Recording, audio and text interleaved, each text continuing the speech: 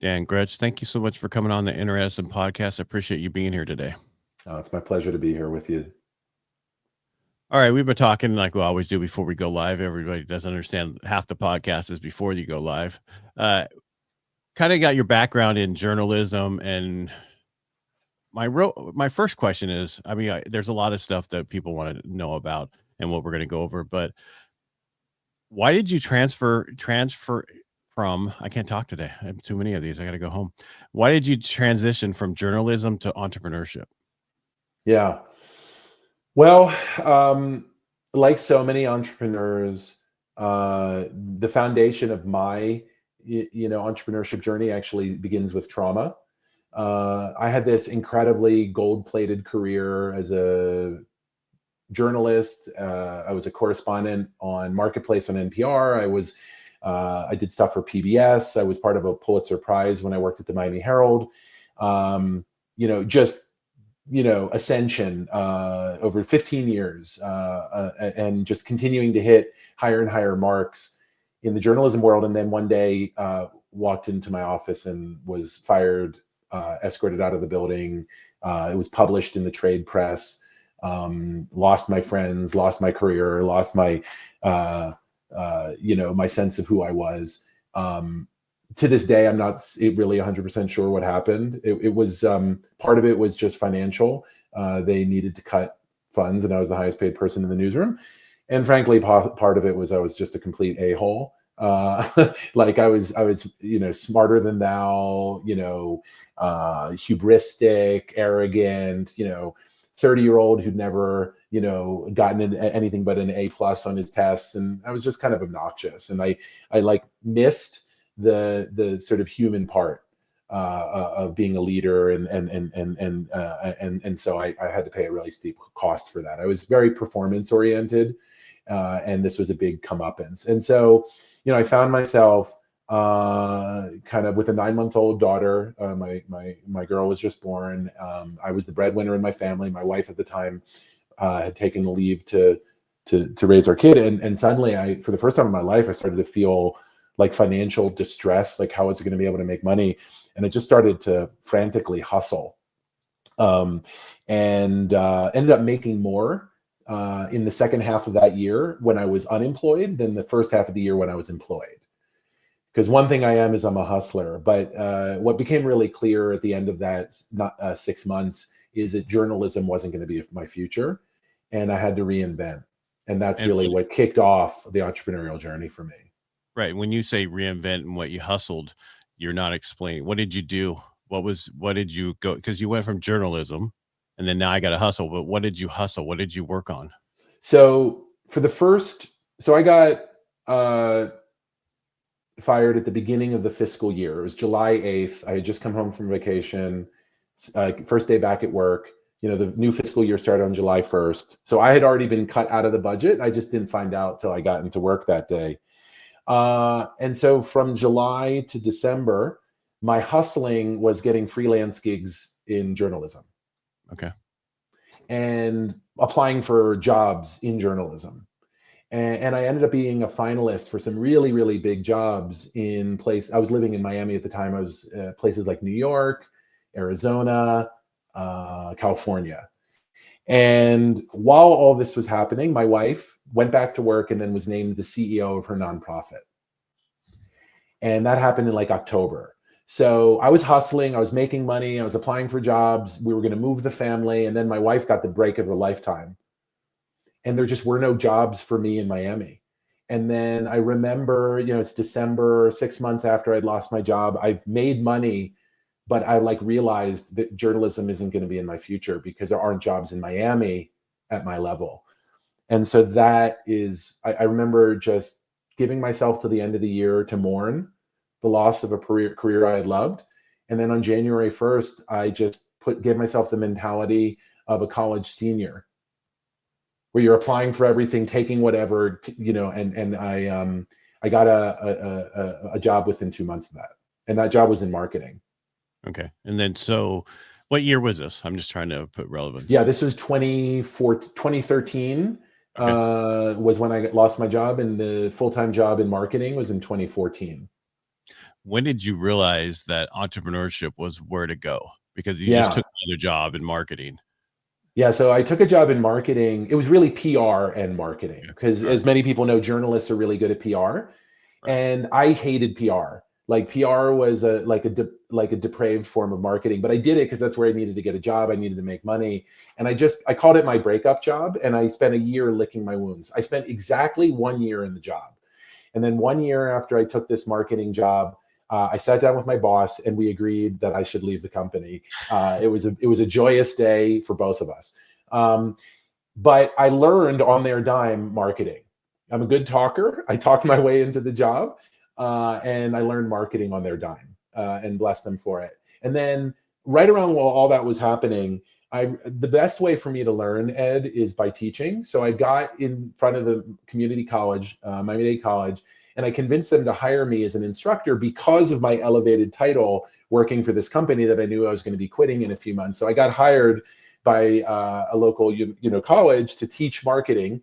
And I'll never forget the very first day with the executive director of the program. He's like, okay, you're hired. What do we do next? I said, we need to hire a co-instructor. Because I don't know what the hell I'm talking about. And he just, did a belly laugh, and he understood I'm a communicator. I'm a simplifier. That's what I'm good at, but I don't know marketing. So we found a co-instructor, and together for years, I taught as an adjunct professor at the local community college.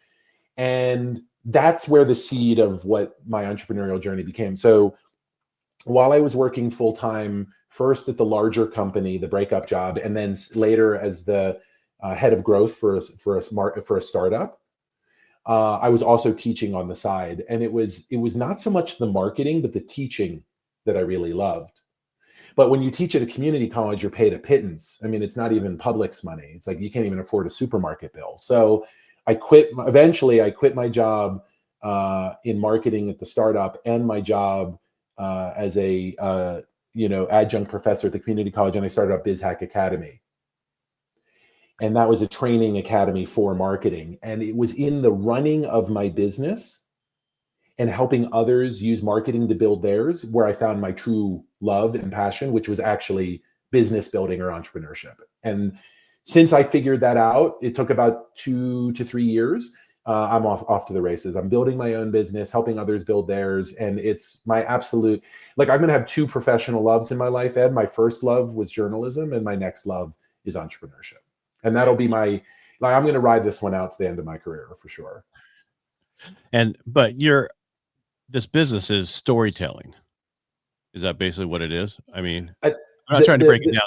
The Biz Hack Academy, are you teaching them to tell their story? What are you teaching them to do? Yeah.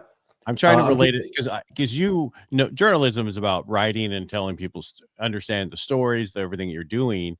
So it sounds, because back to my side, I've been on radio since 2018, and I learned that I do well telling other people's stories across multiple mediums. That's what I do. So you learned that with your words you used to be able to do, now you can help people tell their stories. Is that kind of what I'm hearing? Yeah. Here's the way I'll put it. What we teach at Biz Hack Academy is how to use AI tools to generate more leads to grow your business faster. Now, so our courses are about lead generation. Okay. And techniques for lead generation. Now, at the foundation of all of your marketing, all of your communications, frankly, all of your leadership and all of your hiring is who you are as the founder of the company and why you do what you do. What I call your story of me, or your founder's story, and your core purpose. So storytelling around who you are and why you do what you do, what change you want to make in the world, is why people do business with you, why people work with you, why people partner with you. Therefore, it's at the foundation of marketing. So we teach, as part of lead gen, how to get really clear on your business story, and then how to build on top of that to actually get out, get noisy, generate leads, meet unmet needs of your customers, identify your ideal client profile, all of that. But I really feel like in the marketing world, there's a big absence in the conversation around the owner of the business, why they do what they do, and then articulating that in a way that makes others want to join with them, whether as a client, a customer, an employee.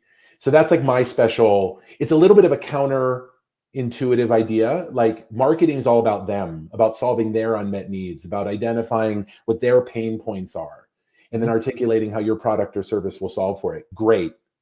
But when Luke Skywalker hired someone to teach him how to be a Jedi Knight, he didn't just hire anybody, he hired other Jedis, Obi-Wan and Yoda, to help him.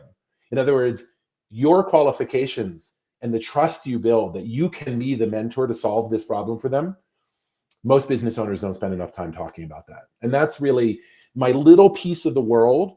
Is I want to get really good at helping small businesses articulate why they do what they do and why it matters, and leverage AI tools to help them do that so they can grow faster. Right. Well, I tell people that with my company, there's two individuals. There's the company and there's me. Why do people want, it's like Elon Musk. You don't buy Tesla because of Tesla. You buy it because of Elon Musk is the person who put it together and ran it. And that's who everybody goes to. And so, kind of what I'm hearing is you're trying to tell their story and also the founder's story and why they should utilize that company. Is that what I'm hearing? Yeah, you got it. Here's another way to think about it. Have you ever experienced going onto a website of a small business and there's like no people mentioned? You don't know who the owner is. It's like all stock imagery, and it's just this like generic description of the service or the product. So then I'm going to do that in contrast. Have you ever experienced, and this could be walking into a store or even looking at their website, and like the owner is out there, they're greeting you, you know them, you know their family, you know they've been doing this for multiple generations. There's pictures of grandma on the wall, right? Mm-hmm. Like every small business should be like that third generation pizza shop, right? Where or Italian restaurant. It's owner forward. Right. Now, why? The answer is because there are so many copycats out there, and AI is making copycatting like so much easier, that the only differentiator, I truly believe this, between you and someone else is you. Is your story, why you do what you do, the values you bring to it, the human part of this. Like in the end, I really feel like AI is making us more human by forcing us to understand, like, what about what we do is everybody able to do or copy versus what is uniquely us. And then if you articulate that, you'll build trust, people will like you, and you'll do well. And I actually think the deeper we get into this AI age, the more the yearning for authentic human connection is going to happen. I totally agree. I think we're going to go back to where it used to be back in the olden days, where people would come in and shake your hand. They want to know who you are because there's going to be too many ways to fake who you are. Oh my God. There's systems now that can answer the phones for you and they sound like a real person. They're not, I can hear the difference because I sold by the phone for like 18 years. So I can hear the tones and inflections in people's voices that other people can't hear. I can totally tell you when it's a robot, when other people, that sounds like a person. No, it sounds like but you're right. I mean, it's going to change how we go back to how we do business. We're going to want to make sure we are dealing with a human and not AI. Yeah. And like there are tools now where you can basically describe a podcast, and it can then create that podcast with two human sounding voices in conversation. Right. And then there's this weird old fashioned thing that Ed and I are doing right now, where we're human beings talking to each other. And, it's extraordinary. Like we're just at the beginning. Like it's going to become so difficult as time goes on, distinguishing between what's human made and what's AI generated. But here's the thing I know. I'm going to always want to walk into my favorite restaurant, and I'm going to want to greet the owner, hug them, ask about their kids, and then eat a meal that's a recipe that their grandma gave them.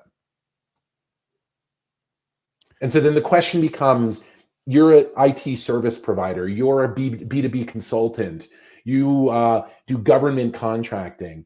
Like, how do you recreate that warmth that's felt when you walk into that third generation Italian restaurant making all of Nona's old recipes? That's what I'm going to spend the rest of my career working on, is just helping business owners articulate that. Because here's the one thing I'll tell you, man, I've interviewed like 1,000 business owners, and I have yet to find a single one that doesn't have a compelling personal story. Right. I think people are afraid with their business to put, like you said, you'll see their website has nothing about anybody in there. They're afraid to put who they are. They think they're going to be too small and people won't want to work with them. People want to know your story, and then they want to work with you, to a point where everything is faceless now. So we want to get to know people again. Yeah, but you even brought up something so incredible, which is like Tesla is one of the largest companies in the history of the world. And yet people buy cars because they like Elon Musk. That's exactly why they do it. Has You know what nothing I to do with mean? Tesla. Yeah. Like think about all of the big companies in the world, right? Apple and Steve Jobs, right? Facebook or Meta and Mark Zuckerberg, Amazon, and Jeff Bezos. And like we know their stories. We know where they went to school, when they dropped out, what happened next. We know why they built the business. And we know about their crazy, next chapter as they get bored with their businesses and then they start like freelancing and building rockets and stuff. So like we know the founder stories of the largest companies in the history of the world. Like one of the things that's really interesting is NVIDIA is like a newer entrant. It kind of like came out of nowhere. And now it's like one of the largest, I think second largest company in the world. I don't know about you, but I'm so curious about Jensen Huang because I don't really know his story and I really want to know his story. Right. And so now I'm like looking for articles about Jensen and why does he do what he do and what's his deal. And I just saw an article that he tax evades $8 billion a year by putting it all into a trust for his family. And I'm like now on the Jensen track. Like I am interested in learning about Jensen. Now, do I use NVIDIA chips? Am I an investor in NVIDIA? No and no. But I am just like you naturally gravitate towards the founder story, whether you're the little mom and pop or it's the largest company in the history of the world. And so that's like, look, the big guys get this.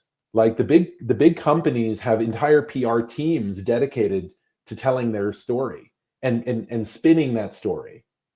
The little guys, unfortunately, some of them get it and they succeed and others don't. And if they succeed, it's despite the fact that they're faceless. But I have not yet met a small business that isn't successful because the owner builds personal relationships with their team and with their clients and makes them trusted. No, you need to build that. That's important. Now, do you do PR or teach them how to do PR? Because you said you hated that. So you brought it up again though. So that's what I'm asking. Yeah. What I don't like is working in I'll put it to you this way. I love doing PR for my own company. Okay. And I call that thought leadership. And I talk about getting noisy about it. And I'm really, really good at PR. And I'm really, really good at being noisy about my work. I've been on dozens of podcasts. I testified in front of Congress. I've won all these awards. And I really feel like there's doing what you do and talking about what you do. And I think most businesses don't spend enough time talking about what they do. They just do the work. So one of the things that AI is really amazing at is about helping you get noisier about your thought leadership. Right. And, they call this SEO, right? They call this social media. Like these are all just PR. These are you getting noisy, attracting, your ideal customer. Because here's the one thing I'll tell you, this is like one of the most core insights from digital marketing. Words organize communities. So I'll give you an example first from journalism, and then I'll bring it back to like Google. So when I worked at NPR, I used to think about like, what am I actually doing here? What is the product? And it's like, it's air. I'm like putting stuff out on airwaves. But no, and people are listening to this alone in their cars or while they're washing dishes. And then they're gathering at dinner parties or around the water cooler, and they're talking about what they heard on NPR that morning. So what we're actually doing is creating community, right? Community of like-minded listeners. That's why they wear the swag, right? They have the handbag. It's exactly the same in digital marketing. What is a keyword? A keyword is a word that signals audience and intent. You can tell from a little phrase who's putting in the search term and what they're looking for. Flat tire repair near me. Right? You immediately know a whole vivid picture of who that is and what their situation is, and they are ready to buy. So the point is that getting really good at telling your story will build a community around you of employees and clients and partners who want to do business with you because of the values expressed in that. And it will also repel people, which you want as well. Like the best stories, the best values, the best marketing copy is bifurcating. It creates a us and a them. It creates a group of people who are like, hell yeah, and a group of people are like, not me. And that's what you want, right? You want people to read about you and respond to you and be like, I'm all in or not for me. I think a lot of people do not spend enough time to find out who their perfect client is. Other people call it avatar or whatever. You need to know so that they can get your message. And then that's also repelling the people you don't want, because you can't have one statement to everybody, because then you won't get to your perfect client, and you need to know who that perfect client is. And they don't spend enough time on it. No. Or because they're afraid by doing that, they're going to limit how much money they make, when in reality, the more you speak to your client, the more they come to you. Exactly. You got it, Ed. Like the words you use when they're framed and targeted and positioned to speak to a very specific kind of person will attract, like a magnet, that kind of person, and repel your non-ideal client. Right. And that's okay. You can still, a lot of people go, well, if I niche it down too much, is that going to hurt my business? We didn't say you don't take the other business that comes to you naturally, somebody who's friend of a friend or whatever. You still deal with that. You still can do that, but that's not who your marketing's for. That's not who you're trying to attract. But there's nothing wrong with helping those people. I don't know if you saw the meme a while back where it had that Chinese food that said Chinese food near me. That was the name of their restaurant. Chinese food near me. Oh man, I love There's that. no way not to pay for any Google ranking. Oh my God. You can't trademark that one though, unfortunately. That's okay. You don't need to. They weren't looking to do that. They just wanted to make enough money in their area. Yeah, it's so much better than the Chinese restaurant that I had near me when I lived in South Beach called Some Young Guy. Idea of the old Wayne's World. Yeah, let me double down on what you just said. So here's the fundamental error that people make when they think about, like, if I niche down too much, I'm closing the door. Right. Here's the issue. There's inbound people who are referred to you, people who knock on your front door, people who fill out your form, people who find their way to you. And then there's outbound, how you communicate and to whom you communicate. And the mistake that people are making is that they think that the way they spend their limited time and money in terms of communicating outbound somehow limits inbound, and it doesn't. You can take the business coming to you, but it's the business you're going and looking for. That's what marketing is where are you going to put your time, effort, and attention into outbound, into going and getting a certain kind of customer. Let me give you like a really hyper specific example of this. So I have a client, I work with a lot of different types of businesses, including small law firms. Small law firms struggle a lot because this is a very much of a Me Too business, right? Whatever law firm expertise they have, there are 1,000 other ones just like them. So how do you differentiate? Well, one way is to tell your personal story. And when you talk about your personal story, in this case, this attorney, this trademark attorney, is a certified gemologist. She's an expert in gems. And she's an expert in IP. And she's a former Orthodox Jew. Well, it so happens that a lot of the gem industry is controlled by Orthodox Jews who live in the New York area. And so she's moving to New York, and she's going to become the preeminent IP attorney for gemologists who are Orthodox Jews. Now, is that going to be enough to build the business? No. It's going to probably end up being 30 to 50% of her book of business. And she'll continue to service those other folks, but she's going to put a ton of effort into networking with that group, building up relationships with that group. Orthodox Jews are very referral based. So once you get one and you delight them, they're going to give you other business. So that's her growth strategy. Orthodox Jewish gem brokers. And you'd be like, geez, that's so hyper specific. And the bottom line is she's going to keep all the business she currently has. She's going to take the incoming business that comes through referrals and other marketing, but she's going to really hyper focus that little bit of discretionary time and money on hyper serving a specific niche that she is uniquely qualified to serve. Yeah, but that's what we call where two niches dissect is the perfect niche down, right? Mm. So I deal with veterans, I deal with business owners, but if I had a veteran business owner, then that's really where you want to be at. That's the perfect niche down that you want to get to, so that you really talk to them. They're still going to send you all their family, everything else that might need your services. That it's just you're speaking to them. They understand what you're talking about, and it's you could spend a lot of money on marketing to the wrong place, or you can spend a little bit of marketing to the right place. I love that. It's funny as you think this, like I haven't found my double Venn diagram ideal customer yet. Was that example that you said of veteran business owners? Is that a real example? Yes, that's yeah. Yeah. So I love that. I have never thought about that, Ed, and I don't know, like, where's my double Venn diagram? Like the obvious double Venn diagram would be journalists turned entrepreneurs, but I can tell you there aren't many of us. It's not a good network. And also journalism or media organizations that value marketing, also not a great double Venn diagram. So I haven't found my ideal Venn diagram. Double Venn. I'm going to think about that. Yeah, it's just finding two niches that dissect is way to niche it way down. And that's not my statement. My idea was I heard it from somebody else, and I was like, wow, I didn't think about that, because I niched.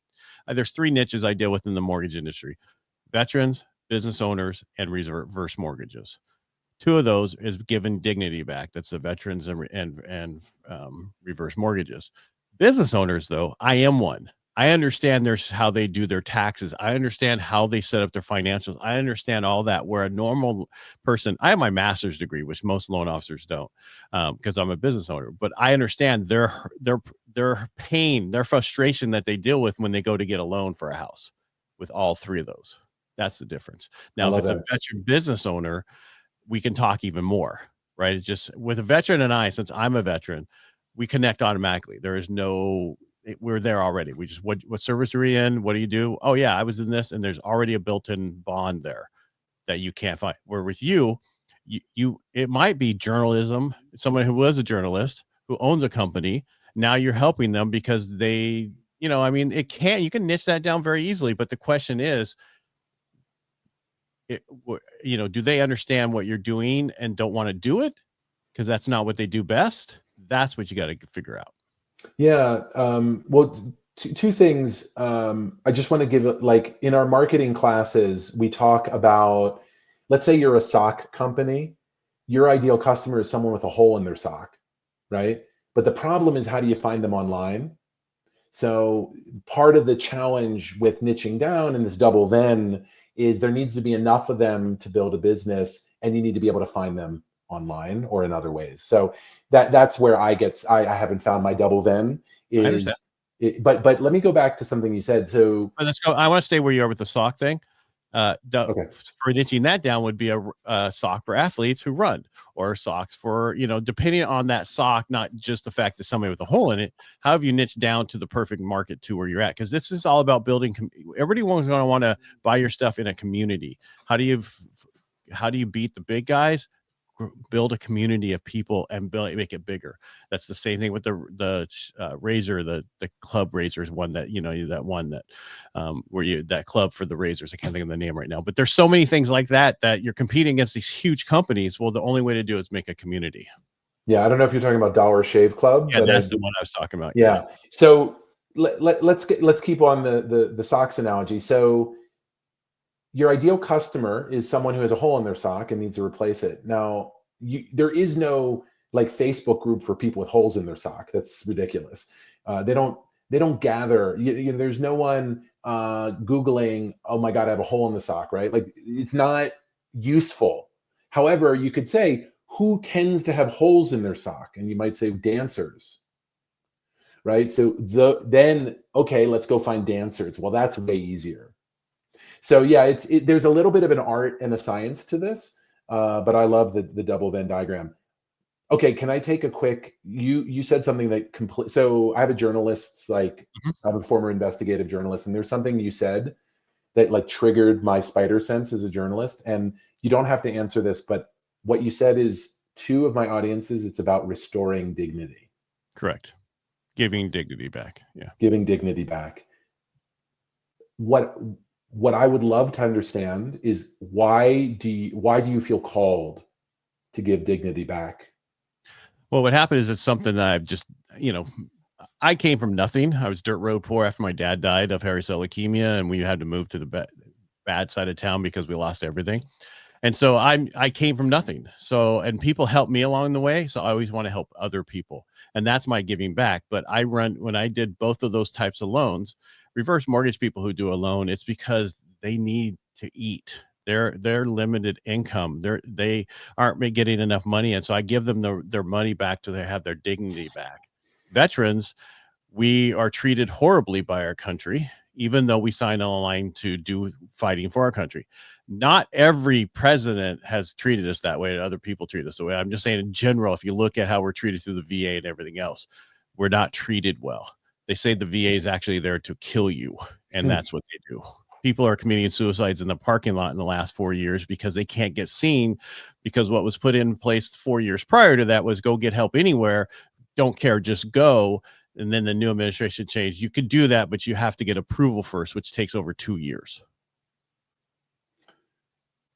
So powerful. So powerful. So first of all, thank you for your service. Thank you. And second, here's what I'm hearing, right? Number one, you were poor. You like to serve people, and you have experienced the most intense financial distress after your dad's death. And you're and other times in life too, because of building businesses, right? Go ahead. Right. So you're committed to helping, people who find themselves in a horrible situation, and you have a level of empathy, having lived through something similar that nobody else can match. And then separately, you are a veteran who's experienced the moral injury of coming back to a society that isn't valuing you properly. I studied a lot about veterans and trauma. And the most traumatic thing that can happen to a warrior is not on the battlefield. It's back in the camp when their general or their country betrays them. And we have betrayed our veterans. And so it's beautiful, that you have this history. And listen, I'm not a veteran and I didn't grow up poor. So if I were, I wouldn't be the right guy to serve veterans or to serve reverse mortgage borrowers, and you are. So it's really cool. This is what I mean, you're super in touch with this. Many, if not most, business owners are not. Yeah. And that's kind of my mission in life, to just help. No, just like you're helping veterans and folks in financial distress through reverse mortgages. I'm helping driven entrepreneurs understand why they're doing what they're doing, because if once you understand it, it helps you through the rough times. It attracts your ideal customer. It makes it easier to hire. It just makes this very bumpy journey of entrepreneurship more tolerable and more likely to succeed. Because when you're in business, you don't tell people what you've been through, right? Because you keep it. You don't want people to know what you've been through. I wrote a book. I got on talk radio in 2018 talking about, a real radio show. So then everybody knew everything about me because it came out over, being on the radio and other stuff. And then it was like people want to know who you are, and then they get connected to you because they understand you're a real person and you've been through stuff. You know what you're talking about. I wrote a book, Financial Freedom, Building Personal Wealth from Home Ownership. And in there it talks about, I've been through it all. I don't judge people, because if it happened to you, it happened to me. And there's no judging here. And that's how it should be. You need to tell people who you are, what you've been through, so they can hear the other side. They know who you are. And that's exactly what you're saying. You're helping business owners explain who they are and why they do the things that they do. It's funny. One of our core values at Biz Hack is blameless problem solving. And the first problem you need to solve is your business. And blamelessness is just be kind to yourself. Like, we're all figuring it out. I got to tell you, I fail a lot in my business, and it's so painful. I've wasted so much time, so much money, sacrificed so much. And the one thing I have is, I can chalk this up as another learning experience that I can share with other entrepreneurs to hopefully help them avoid making the mistakes that I made. Because it sucks, man. It sucks. It sucks messing up. It sucks wasting money. It sucks being away from your family. It sucks being distracted. It sucks not having the business you dreamed of happen in the speed you want it to happen. And yet I am like the success story. I'm the outlier. I've been doing this for a decade, broken the $1 million mark. Like, I'm in the exception case, and it feels awful oftentimes. So we call it failing forward. But, you know, so much of business is just keeping on and just building the tolerance for the intolerable, you know, which is like, how am I going to make payroll? I mean, I don't feel like any business owner that I've met, you know, ask them for the time they weren't able to make payroll and what they did to make sure their people got paid. And that's the kind of conversation entrepreneurs have over drinks. Well, and it's lonely at the top. And so you need to be in a group who can talk about that and have those conversations. And that's why I do the Inner Edison podcast, because I wanted, you know, I've failed multiple times. I've done those things, and, you know, and things that have happened to me at my company that I didn't do wrong, but I have to own it. If you look recently in the last 4 years, interest rates went up 5% and destroyed our industry. That wasn't my fault, but I had to offset it. You know, I'm the one that's getting responsible. And you have to look at these things that happen to you in your business and that happen to you in your life and say this, because I was angry for about a year, to be honest with you. And here's what finally I walked by this thing, and a friend of mine was talking about it, one of his friends on a podcast, on a video thing. And I was like, oh, you didn't just say that, did you? So basically what it is you have to look at it. Did this happen to you, or did this happen for you?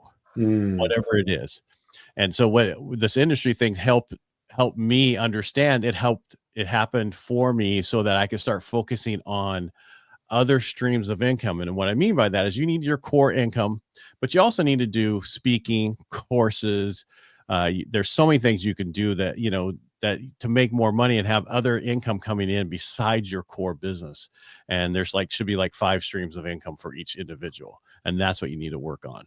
So like you're doing, you have this company, you do courses, I assume you can do other stuff, but there's so many other things you can do. And you just have to, you know, write in a book, you know, there's a lot of things you can do.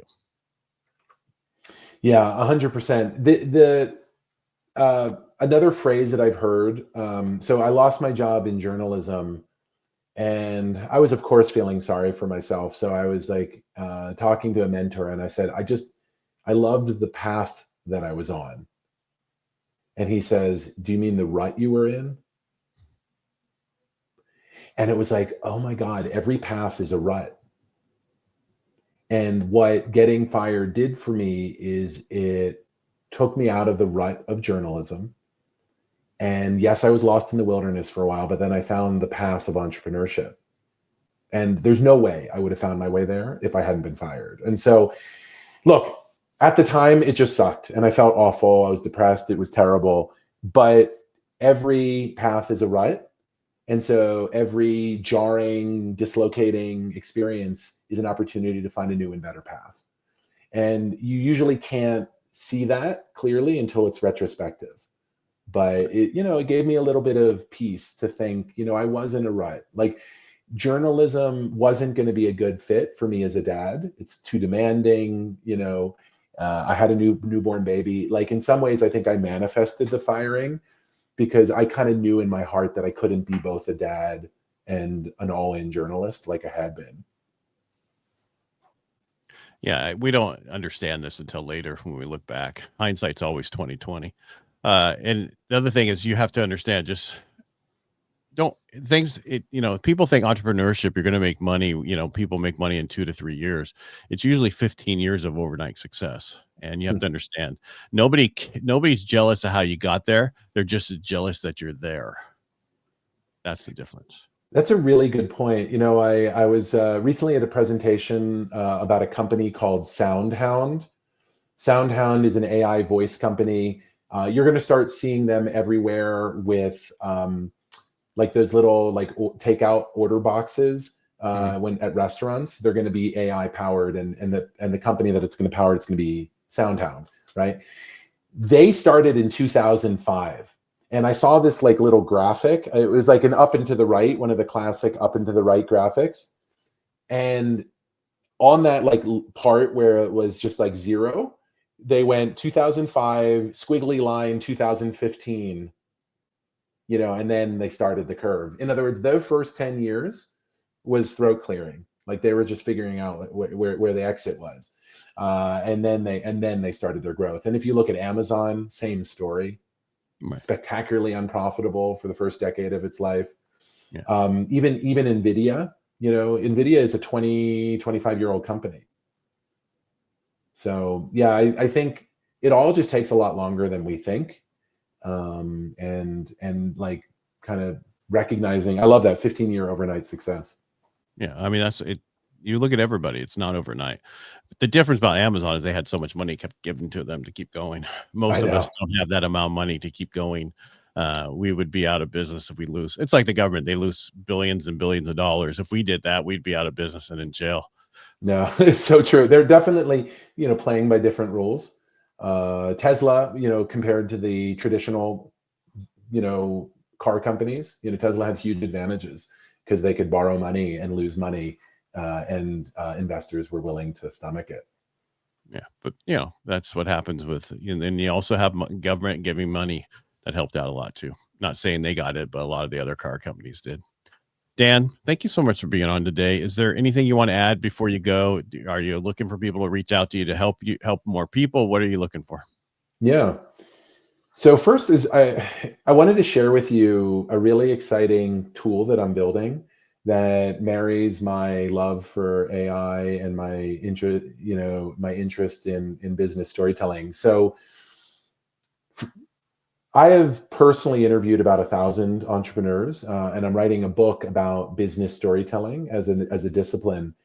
And I have gotten really, really good over these years of what are the questions to ask an entrepreneur to really unlock, them realizing why they do what they do and why it matters, their story of me and their core purpose. And I've come to realize there's something, sort of mechanical about it. The interview questions tend to be the same, and then the write-up. So I'm like, AI could maybe do this. So I just earlier today, launched a beta test to some of my alumni of a virtual biographer. I partnered with a company called Leaves. I'm on their board of directors, board of advisors, and we are launching a virtual biographer who will help them tell their startup story. And we're going to test it and refine it and then launch it to the public next year. And the goal here is to help more entrepreneurs understand, their story and to help bring this to a larger audience.